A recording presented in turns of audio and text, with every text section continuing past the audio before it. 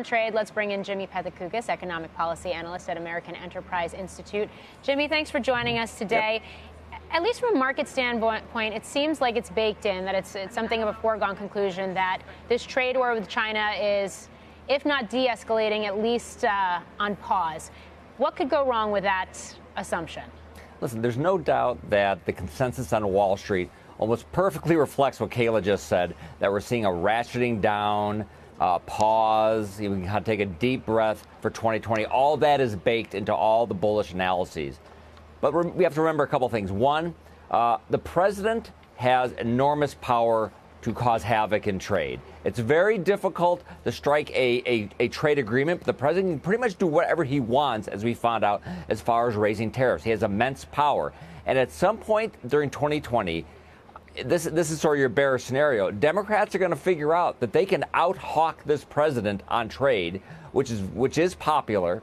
He signed a trade deal which really doesn't get at sort of the key structural issues with China, sort of ignores the national security implications of a rising China. And if Democrats figure that out, Trump may just respond by turning the heat back up on China. Yeah, Kayla, I mean, if looking at the package you just put together, if some of these loose trade ends are actually indeed poised to be tied up next year, at least until after an election, should we expect personnel changes? Well, Morgan, in the last year, we've seen President Trump sound out some of his advisors on whether to replace Commerce Secretary Wilbur Ross. We have heard that Larry Kudlow had intentions originally to only stay on for a year.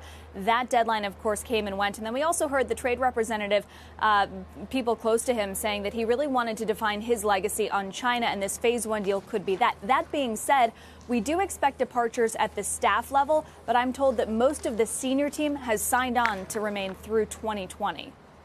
I was going to say, Jimmy, this journal piece today on Navarro, basically calling him the hawk that survives no matter what iteration of the administration we're in. I mean, having his voice on the hawkish side in the president's ear is going to mean something.